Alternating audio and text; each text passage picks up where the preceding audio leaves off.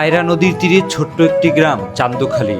নদী আর সবুজের সঙ্গে মিশে থাকা এই গ্রামের মানুষের জীবন কৃষি ও মাছ ধরাকে ঘিরেই। সকাল হলেই কেউ ছুটে যান জমিতে, কেউ নদীতে নামেন মাছ ধরতে। নদী তাদের জীবিকার উৎস, আবার সেই নদী এখন কেড়ে নিচ্ছে তাদের শেষ সম্বল। থাকি মানের জায়গায় উমন্যা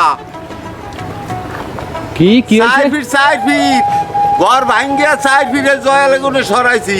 নিজের জমি তো কাছে এরপর মানের তাকাছে, এরপর মানের তাকাছে, এরপর মানের তাকাছে, এখন আছি এরপর মানের তাক।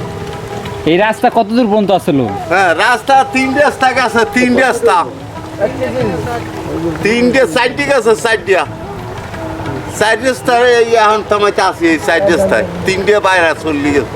আমরা 3 জনের একটি দল গিয়েছিলাম চান্দখালীতে। সেখানে গিয়ে যে দৃশ্য চোখে পড়েছে তা শুধু একটি গ্রামের নদী ভাঙনের গল্প নয়, এ যেন একের পর এক পরিবারের শেকড় হারিয়ে যাওয়ার গল্প। কতদূর পর্যন্ত ছিল রাস্তাটা?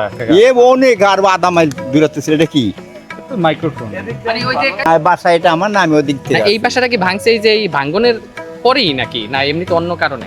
না, এই যে ভাঙছে, এই যে ভাঙিয়ে যায় এই জন্য। ও আগেই ভাঙে আগে ভাঙে। এটাই তো। ভাই কি দেখলেন আসলে এখানে এসে একটু বলেন তো। তো খুব দুর্ভোগ। এই যে যারা স্থানীয় আছে তারা তাদের বাসাবাড়ি পর্যন্ত স্থায়ীভাবে রাখতে পারছে না। তারা এই যে পাকা ভবন ভেঙে যাওয়ার আগেই তারা ভেঙে সরিয়ে নিচ্ছে। পাশে পানের বর আছে, পানের বরে তারা যেতে পারছে না, পানগুলো নষ্ট হচ্ছে। পুরো যে এখন যে নদীর তীর, সেই নদীর তীর আরও যে তাদের যে বসতবাড়ি, সেই বসতবাড়ির মধ্যে ঢুকে যাচ্ছে। পানি উন্নয়ন বোর্ডের উচিত এদিকে নজর রাখা, এই গ্রামের প্রতি নজর রাখা, নয়তো দুর্ভোগে পড়বে আরও মানুষ। চান্দখালীর বিস্তীর্ণ এলাকায় ইতোমধ্যে পায়রা নদীর গর্ভে বিলীন হয়ে গেছে। কোথাও ছিল বসতবাড়ি, কোথাও ফসলের মাঠ, আবার কোথাও ছিল মানুষের স্মৃতি আর পূর্বপুরুষদের কবর।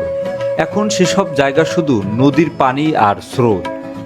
এই যে পুরো নদীর পার কিন্তু ভেঙে যাচ্ছে, একেবারে ভেঙে চুরমার হয়ে গেছে। পুরো নদীর পাড়টা যদি আপনাদেরকে দেখাই। স্থানীয়দের সঙ্গে কথা বলে যা জানলাম, ভাঙনের তীব্রতা দিন দিন বাড়ছে। অনেক পরিবার নিজেদের শেষ সম্বলটুকু দিয়েও নতুন করে ঘর বানিয়েছিল। একটি পরিবারও লক্ষাধিক টাকা খরচ করে তৈরি করেছিল স্বপ্নের বাড়ি, কিন্তু সেই স্বপ্নের বাড়িটিও এখন নদীর ভাঙনের মুখে। বাড়ির চারপাশের মাটি সরে যাচ্ছে, উঠান ছোট হয়ে যাচ্ছে। একসময় যে জায়গায় পরিবারের হাসি আনন্দ ছিল, সেখানে এখন ভাঙনের আতঙ্ক। সবচেয়ে কষ্টের বিষয় শুধু ঘরবাড়ি নয়, নদী গিলে নিচ্ছে মানুষের বাপদাদার কবরও। যে মাটির সঙ্গে একটি পরিবারের বহু প্রজন্মের স্মৃতি জড়িয়েছিল, সেই মাটি এখন নদীর স্রোতে হারিয়ে যাচ্ছে। বাংলায় একটি প্রবাদ আছে, নদীর একুল ভাঙে অকুল গড়ে। কিন্তু চান্দখালী মানুষের কাছে নদীর ভাঙন যেন শুধু এক কুল ভাঙার গল্প নয়, এটি তাদের বসতভিটা, স্মৃতি, জীবিকা এবং শেকড় হারানোর গল্প। ভাঙনের কবলে পড়ে অনেক পরিবার এখন নিজেদের ভিটেমাটি ছেড়ে দূরে কোনো নিরাপদ জায়গায় আশ্রয় নিচ্ছে। কেউ আবার শেষ মুহূর্ত পর্যন্ত অপেক্ষা করছেন যদি কোনোভাবে নিজের বাড়িটুকু রক্ষা করা যায়। আমরা যখন গ্রামটি ঘুরে দেখছিলাম, প্রায় প্রতিটি পরিবারের গল্পই ছিল একই আতঙ্ক। আজ এখানে আছি, কাল হয়তো এই জায়গাটুকু থাকবে না। চান্দখালী মানুষের নদীর সঙ্গে লড়াই করে বেঁচেই থাকতে চান। তারা নদীকে শত্রু মনে করেন না, কারণ এই নদী তাদের জীবিকা দিয়েছে। তাদের চাওয়া শুধু নদী ভাঙন ঠেকাতে কার্যকর ব্যবস্থা। কিন্তু দ্রুত ব্যবস্থা না নেওয়া হলে পায়রা নদী তীরে দাঁড়িয়ে থাকা চান্দখালীর আরও কত ঘর, কত স্মৃতি, কত পরিবারের শেকড় নদীতে হারিয়ে যাবে, সেই প্রশ্নই এখন সবচেয়ে বড়।